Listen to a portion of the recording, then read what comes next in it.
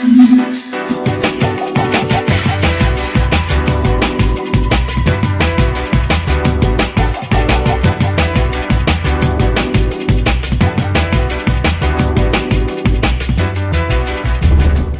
welcome to Repairing Lawnmowers for Profit. In this video I'm going to show you some mowers that I'm actually going to buy in the future, and one that I've got in here, I've actually got a Tecumseh one in here, so we'll go in here, mate, and we'll have a look, can't we? Let's see what we've got. Now this is a mower I've just paid £26 for. Basically is a lady who sold it. The regular thing. Sometimes it worked, sometimes it didn't. She's had it about 20 years this. As I said, it's a Tecumseh lawnmower. It's got the engine on it. It's 46cm cut on as well. But basically, I'm going to take this outside and try it and just show you it. Okay, so let's fire this up. £26 lawnmower. No, there's actually a primer on the far side of this. Just press this a few times. And we'll try this.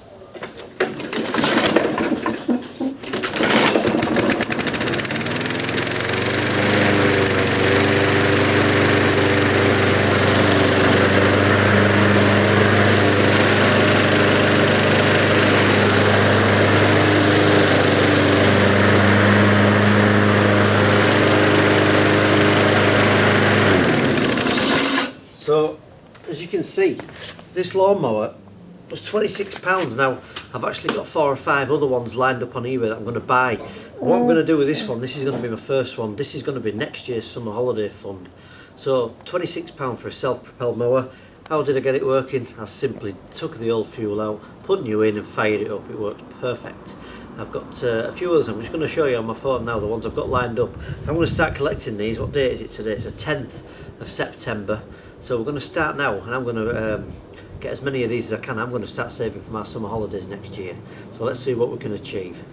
So as you can see, this Tecumseh, this mower, £26 I've got that on eBay for. Now, it's a great time of year is September to be looking at mowers, because a lot of people have put them away. They think, oh, we'll get rid of this, or they're moving. It's a very popular time to pick really cheap ones up, and I like to not only do them and service them and turn them around and make a profit now, I like to actually store these up for when the spring comes round, because you can get them at great prices. So I've got that one. And just to let you look at my eBay list a bit, these are the other ones that I've got on. There's a couple here, there's a couple of champion ones with Briggs and Stratton on. I actually thought this was the same mower, but it was the same seller selling 2 identical mowers, so I've got my eye on those. I'm not saying I'll win them for the price I've put in, but I've put around £30 in for those. So one's at £16, one's at 10. There's a Mountfield SP470, which is the same as my own mower, which is there. And I've also got this this other one with a Briggs. So potentially 1, 2, 3. Let's just take a look at this. 1, 2, 3, 4 mowers this week, and the one I've already picked up. So that's potentially 5 mowers this week. The SP470 is the same as this one over there. So potentially we could pick up 5 lawnmowers this week, just as a start in 1 week. So get yourself on eBay, search nearest first. Just put spares or repairing, or, you know, used. Try all different ones, by the way. Don't just try used, because sometimes they come up on eBay's parts are not working. Make sure you look at everything. My recommendation is just to leave it to nearest first and default it and have a good look. But this is what we're going to get started on.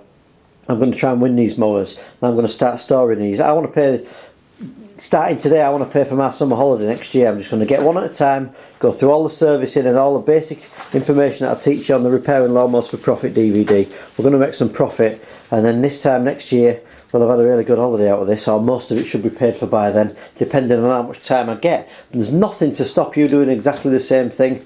And you know, you can come on YouTube and post questions. There's a lot of helpful people on the channel now as well. So let's take another look at this other mower. What do we need doing to this lawnmower? Well, what actually, David, it needs doing really is nothing really, because it's working fine. I mean, we could service it up. What I am going to do is I'm going to sharpen the blade up. I've done the oil, I've changed that. But these I just want to show you these. I've done some previous videos on this. I've actually thought about doing a repair manual DVD on these, Tecumseh, because I actually, they look a bit sort of basic-y. They actually start up, they pull over really nice, and I always think they fire up okay.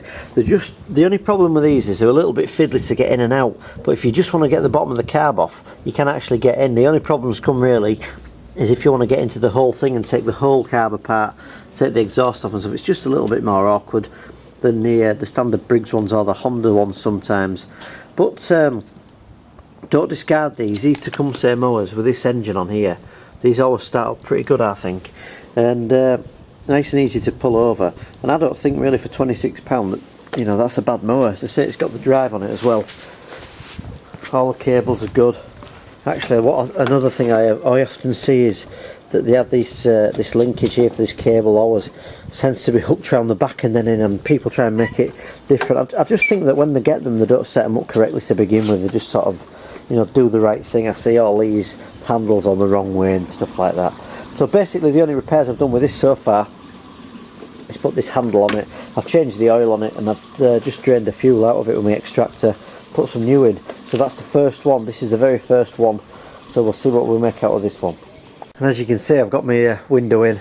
I've got the door painted up now as well, so it's really great. As I've said in previous videos, it's really great to get in and out. And I might just because I haven't really, it's a bit ironic this, but I haven't actually really got a lot of grass. But what I might do as well is I might sell this SP470 and just get me one without a drive, because I really don't need a drive.